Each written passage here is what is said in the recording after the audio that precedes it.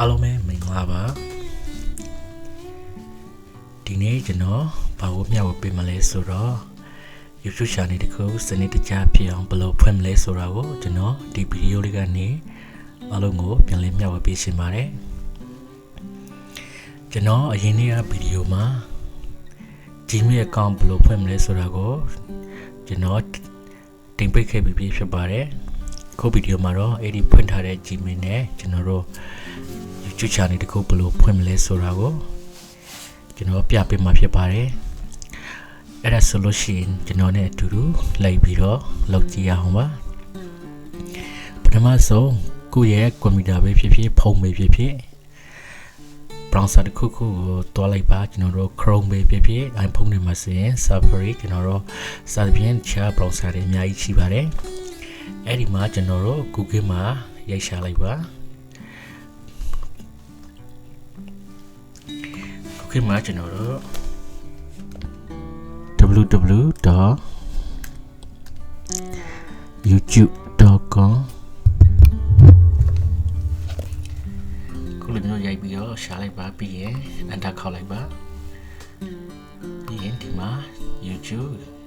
ကျွန်တော်တို့အခုဒီမှာ YouTube ထဲကိုရောက်လာပါပြီအဲ့ဒါပြီးရင်ကျွန်တော်တို့ဘယ်ကိုဆက်သွားမလဲဆိုတော့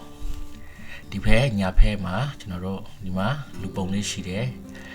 အဲ့ဒီမှာကျွန်တော်တို့ဒီမှာ sign in ဝင်တဲ့နေရာရှိပါတယ်ဒါကကျွန်တော်ဒီမှာ sign in ဝင်ထားတာဖြစ်ပါတယ်ဒီလိုဒီနေရာမှာ sign in ဝင်ဖို့ဆိုလို့ရှိရင်ကျွန်တော်ဒီဟာကိုကျွန်တော် sign out ပြန်ထွက်လိုက်မယ် Okay ကျွန်တော်တို့ sign in ဝင်ထားဖို့ဆိုလို့ရှိရင်เนาะဒီလိုမျိုးပေါ်နေမှာဖြစ်ပါတယ်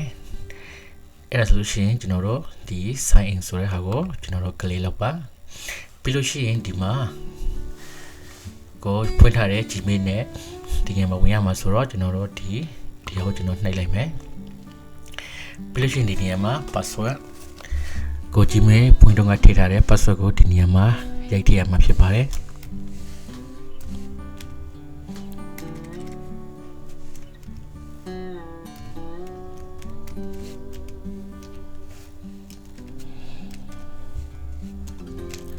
Okay ဒီနေရာမှာ password ထည့်ပြီးပြီဆိုလို့ရှိရင်တော့ next ကိုဆက်ပြီး click လုပ်ပါ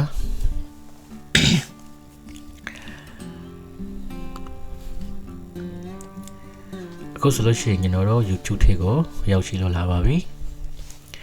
အဲ့ဒါပြီးလို့ရှိရင်ဘယ်ကိုဆက်သွားမလဲဆိုတော့ကျွန်တော်တို့အဲ့ဒီနေရာကိုပြန်ပြီး click လုပ်ပါ click လုပ်ပြီးလို့ရှိရင်ဒီနေရာမှာကျွန်တော်တို့ YouTube channel တစ်ခုဒီမှာ create a channel ဆိုတာရှိပါတယ်အခုကျွန်တော်ဒါကတော့ YouTube channel တစ်ခုလို့တော့ပြောလို့မရပါဘူးကျွန်တော်တို့ဒါကိုယ့်ရဲ့ Gmail account နဲ့ဝင်ထားတာဖြစ်ပါတယ်ကျွန်တော်တို့ရေးပြရအောင်ဖြစ်တော့ဒါကတော့ YouTube channel YouTube account တစ်ခုလို့တော့ပြောလို့ရတာပေါ့နော်ဒါပေမဲ့ကျွန်တော်တို့ဒါ channel တစ်ခုတော့မဟုတ်သေးပါဘူးကျွန်တော်တို့ channel ဖွင့်မယ်ဆိုလို့ရှိရင်ဒီမှာကိုဝင်ထားတဲ့ဒီမှာ Gmail နေရာကိုဒီနေရာကိုနှိပ်ပါပြီးလို့ရှိရင်ကျွန်တော်တို့ create a channel ဆိုတာကိုဆက်ပြီးတော့နှိပ်ရမှာဖြစ်ပါတယ်Okay ဒါဆိုလို့ရှိရင်ဒီနေရာမှာကျွန်တော်တို့အမည်ပေးရမှာဖြစ်တယ်ဒီနေရာမှာဘာကိုပေးမလဲဆိုတော့ကိုကြိုက်တဲ့ကိုဖွင့်ရှင်တဲ့ထည့်ရှင်တဲ့နာမည်ကိုဒီနေရာမှာထည့်ပေးရမှာဖြစ်ပါတယ်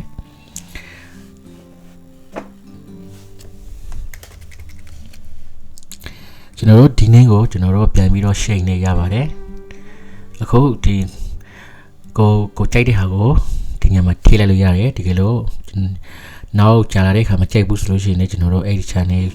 နင်းကိုကျွန်တော်တို့ပြန်ပြီးတော့ချိန်လို့ရပါတယ်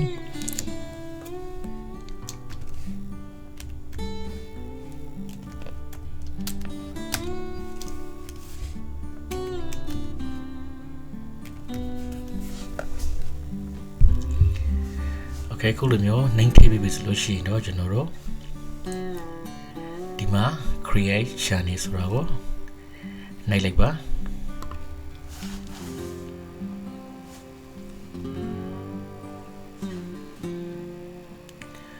ဟုတ်ကဲ့ခုဆိုလို့ရှိရင်တော့ YouTube channel တစ်ခုကျွန်တော်တို့ရရှိလို့လာပါပြီဒီမှာကျွန်တော်တို့ကြည့်လို့ရတယ်ဒါကတော့ home ကျွန်တော်တို့ဒါဗီဒီယိုတွေအများကြီးတင်နေနေရပါဒီနေရာကျတော့ဗီဒီယိုတွေအများကြီးကိုတင်ထားတဲ့ဗီဒီယိုတွေအကုန်လုံးကို ဒီညမှာပြထားပါတယ်ပြနေပါတယ်ခုကတော့ဘာမှမတင်သေးဘူးဆိုတော့ဘာမှမရှိသေးပါဘူးပြီးလို့ရှိရင်ဒီမှာကျွန်တော်တို့ playlist ရှိတယ်ပြီးရင်ဒီမှာ channel ရှိတယ်ဒါကတော့ channel အသေးဆိုတော့ကျွန်တော်တို့ဘာမှမရှိပါဘူးဒီညမှာကျွန်တော်တခြားဟာတော့မပြောပါဘူးဒီညမှာကျွန်တော်ပြောချင်တာကတော့ဒီ playlist ဆိုတဲ့နေရာနဲ့ဒီ about ဆိုတဲ့နေရာကိုကျွန်တော်အနည်းငယ်ပြောချင်ပါတယ်ဒီညမှာ join ကကျွန်တော်ဒီ2022 March 13မှာဖွင့်တာဖြစ်ပါတယ်အဲ့ဒါဆိုလို့ရှိရင်ကျွန်တော်တို့ဘယ်ကိုဆက်ပြီးသွားမလဲကျွန်တော်တို့ custom channel ဆိုတာလေးကိုတစ်ချက် click လုပ်ပါ Okay ဒီမှာ Welcome to YouTube Studio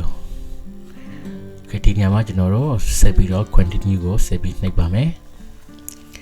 ဒီညမှာဘာလုပ်လို့ရလဲဆိုလို့ရှိရင်တော့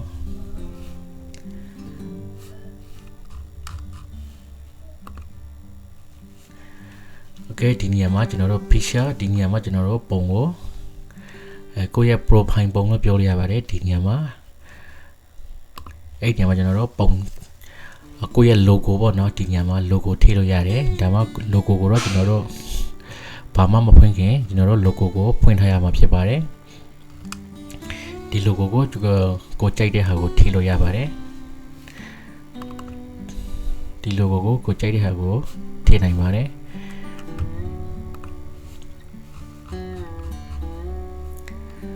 Okay ကျွန်တော်တခုထည့်လိုက်မယ်ဘာထည့်မလဲဆိုတော့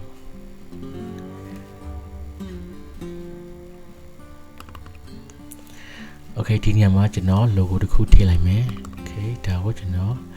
ထည့်လိုက်မယ်ဒါကိုလိုရှင်တဲ့အနေထားရောက်အောင်ဒီမှာဆွဲလို့ရပါတယ် Okay ဒါကတော့ကျွန်တော် open အနေနဲ့ပြပေးတာပါပြီးလို့ရှိရင်တော့ကိုကြိုက်တဲ့အနေထားရောက်ပြီဆိုလို့ရှိရင်ကျွန်တော်တို့ဒီတန်ကိုနှိပ်လိုက်ပါ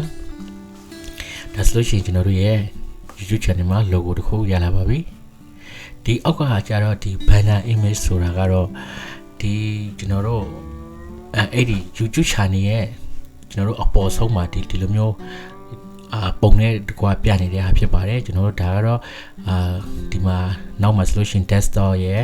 ကျွန်တော်တို့ screen ဖြစ်တယ်ဒီကဟာတော့ computer ဒါကတော့ဖုန်းမှာပါ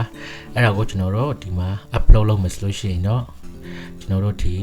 အဲ့ဒီရဲ့ site ကိုမသိဘူးဆိုလို့ရှိရင်ကျွန်တော်တို့ Google မှာရှာလို့ရပါတယ်ဒီလိုမျိုးwhat size is YouTube banner ဆိုပြီးတော့ရှာလိုက်ရင်ကြာလာပါတယ်ဒီမှာလည်းပြထားပါတယ်ဒီမှာကျွန်တော်2048ကျွန်တော်တို့1152 pixel ဆိုပြီးတော့ပြီးလို့ရှိရင်6 MB or less ဆိုပြီးတော့ဒီမှာရေးထားပါတယ်အဲ့ဒီထဲကအတိုင်းလောက်လိုက်ရုံပါပဲခင်ဗျာဆိုလို့ရှိရင်ကျွန်တော်တို့ဒီလိုပုံတင်မယ်ဆိုလို့ရှိရင်ဒီညမှာ upload ဆိုတာလေးကိုနှိပ်လိုက်ပါupload ကိုနှိပ်လိုက်ပြီးလို့ရှိရင်ဒီလိုပုံတင်မယ်ဆိုလို့ရှိရင်ဒါတော့ကိုယ့်ရဲ့ကွန်ပျူတာထဲမှာပဲဖြစ်ဖြစ်ဖုန်းမှာပဲဖြစ်ဖြစ်ကိုတင်ချင်တဲ့ပုံကိုထည့်လို့ရတယ်တကယ်လို့အဲ့လိုမဟုတ်ဘူးဆိုလို့ရှိရင်သူ့မှာကျွန်တော်တို့တက်ဖို့ပေးထားတဲ့ပုံတွေလည်းရှိပါတယ်ဒီညမှာကျွန်တော်ပုံကိုကျွန်တော်အစမ်းအနေနဲ့ထည့်ကြည့်လိုက်မယ် Okay ဒါဘယ်နာပုံလားမသိဘူးကျွန်တော်ကြည့်လိုက်မယ်ဒီမှာသူတို့ကဒီမှာပြနေတဲ့အကုန်လုံးကဒါဘာ site လဲဒါ view tv တဲ့ဒီမှာကျတော့ view desktop ဒါဘန်နာ site ကိုကျွန်တော်တို့သေချာလောက်ရမှာဖြစ်တယ်ဒီပုံကကျတော့ကျွန်တော်တို့ site ကဘာ site လဲတော့မသိတော့ဘူးအဲဒါကြောင့်မလို့ဒီမှာစာလုံးနဲ့အပြည့်ဝဒီမှာမပေါ်ပါဘူးဒီဘန်နာ site ကိုသေချာကိုယ့်ရဲ့ channel ကို musician လို့ရှိရင်တော့ဒီဘန်နာ site ကိုကျွန်တော်တို့သေချာလောက်ဖို့လိုအပ်ပါတယ်Okay ဒါဆိုလို့ရှိရင်ကျွန်တော်မှလည်းလောက်ထားတဲ့ဟာကိုမရှိဘူးဆိုတော့ကျွန်တော်ဒီညမှာပုံမထည့်တော့ဘူးဒါကိုကျွန်တော်တို့နောက်မှပြန်ထည့်ရှင်ရင်လည်းရပါတယ်ပြဿနာမရှိပါဘူး Okay ပြီးလို့ရှိရင်ဒီမှာပုံထည့်ထားပြီဒီနေ့ဗီဒီယိုမှာတော့ကျွန်တော်အကုန်လုံးကိုကျွန်တော်အသေးစိတ်တော့မပြောတော့ပါဘူးကျွန်တော်နောက်ပိုင်းဗီဒီယိုတွေမှာလည်းကျွန်တော်တစ်ခုချင်းစီအပိုင်းလိုက်ခွဲပြီးတော့ကျွန်တော်တင်ပြသွားပါမယ်ခုလောလောဆယ်မှာတော့ကျွန်တော်ဒီညမှာ branding ဒီညမှာ branding ရှိတယ်ပြီးလို့ရှိရင်ဒါကတော့ basic info ဒါကကျွန်တော်တို့ YouTube ရဲ့ channel မှာ about ဆိုတဲ့နေရာမှာ ဒီမှာပြရှင်တဲ့စာကိုကျွန်တော်တို့ဒီညမှာရေးလို့ရတယ်အဲ့ဒါဆိုလို့ရှိရင်ကိုကဘယ်လို channel မျိုးလဲကိုရဲ့ channel ကိုကဘာတင်မှာလဲကျွန်တော်တို့ funny movie လားfunny video လားTikTok video လားတခြားနည်းပညာဆိုင်ရာ video တွေလားကျွန်တော်တို့ဒီညမှာကိုရဲ့ channel အကြောင်းကိုဒီညမှာကျွန်တော်တို့အနည်းငယ်ရေးပေးရမှာဖြစ်ပါတယ်ဒီညမှာကျွန်တော်ရေးလိုက်မယ်ဒါကကျွန်တော်ဥပမာအနေနဲ့ပြပေးတာပါ if you like funny video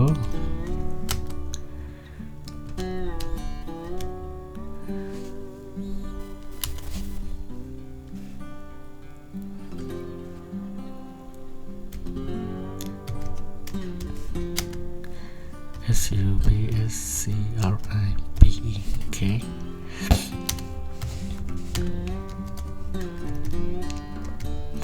ကျွန်တော်တို့ဒီနေရာမှာအင်္ဂလိပ်လိုရေးလိုက်ရတယ်မြန်မာလိုလည်းရေးရင်လည်းရပါတယ် funny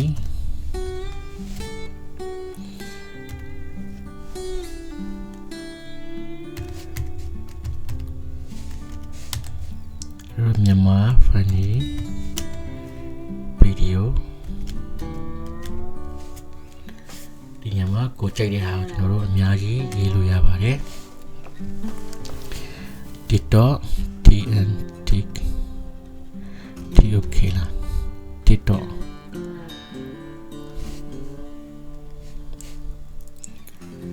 ဒီညမှာကိုကြိုက်တဲ့ဟာကိုကျွန်တော်တို့အများကြီးရေးလို့ရပါတယ်ဒါကကျွန်တော်ဥပမာအနေနဲ့ပြပေးတာပါဒါကိုကျွန်တော်တို့ကိုယ့်ရဲ့ channel ရဲ့အပေါက်မှာကျွန်တော်တို့ကိုယ့်ရဲ့ channel ကိုလာကြည့်တဲ့သူတွေကိုကိုယ့်ရဲ့ channel ကဘာတင်ထားလဲဆိုတာကိုသိရအောင်ကျွန်တော်တို့ဒီညမှာ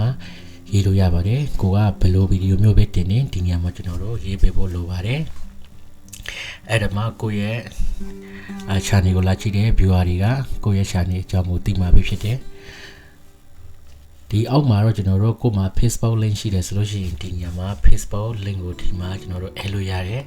ဒီအောက်မှာတော့ Gmail ကို add လို့ရတယ်ဒါတွေကိုကျွန်တော်နောက်ပိုင်းမှာကျွန်တော်ဆက်ပြီးတော့တင်ပေးသွားပါမယ်အခုကတော့ဒီမှာကျွန်တော်တို့ description အပေါက်မှာကျွန်တော်တို့ဒီညမှာရေးမယ်ပြီးလို့ရှိရင်ခုနကကိုယ့်ရဲ့ channel ရဲ့ logo ကိုထည့်ပြီးပြီဆိုတော့ဒီဗီဒီယိုမှာတော့ဒီလောက်နဲ့ပဲကျွန်တော်ဆုံးသတ်ရှင်းပါတယ်အဲ့ဒါအကုန်လုံးပြီးပြီဆိုလို့ရှိရင်ကျွန်တော်တို့ဒီမှာ publish ဆိုတဲ့ဟာကိုနှိပ်ပေးရမှာဖြစ်ပါတယ်အဲ့ဒါကိုနှိပ်လိုက်ပါ okay အဲ့ဒါဆိုလို့ရှိရင် view channel ကိုကျွန်တော်တို့တစ်ချက်တွားပြီးကြည့်ရအောင် okay ခုဆိုလို့ရှိရင်တော့ဒီမှာကျွန်တော်တို့ဒါကတော့ကျွန်တော်အသစ်စစ်စစ် YouTube channel တခုရရှိလို့လာပါပြီကျွန်တော်တို့ဘာမှမတင်ထားဘူးဆိုတော့ဘာမှဒီညမှာမရှိသေးပါဘူးဒီမှာအခုနက description မှာရေးထားကျွန်တော်တို့ရေးခဲ့တဲ့ဒီမှာစာတွေဒီညမှာပြနေပါတယ် if you like funny video please subscribe my channel funny မြန်မာ funny video TikTok ဆိုပြီးတော့ဒီညမှာဒီစာတွေကိုကျွန်တော်တို့ကြိုက်တဲ့အချိန်မှာပြောင်းလို့ရပါတယ် okay ဒီလောက်ဆိုလို့ရှိရင်တော့ channel တစ်ခုကိုစနစ်တကျဘလို့ဝင်ရမလဲဆိုတာကိုသိတော့လောက်ပြီးတော့ထင်ပါတယ်အခုလိုမျိုး YouTube နဲ့ပတ်သက်တဲ့ဗီဒီယိုတွေကိုကျွန်တော်တို့အစမပြကြည့်ချင်တယ်ဆိုလို့ရှိရင်တော့ကျွန်တော်ရဲ့ channel လေးကို subscribe လုပ်ခဲ့ပေးဖို့တောင်းဆိုချင်ပါတယ်အားလုံးပဲအစီအမံကြပါစေကျွန်တော်တို့နောက်ဗီဒီယိုမှာပြန်တွေ့ရအောင်ပါအားလုံးပဲ bye bye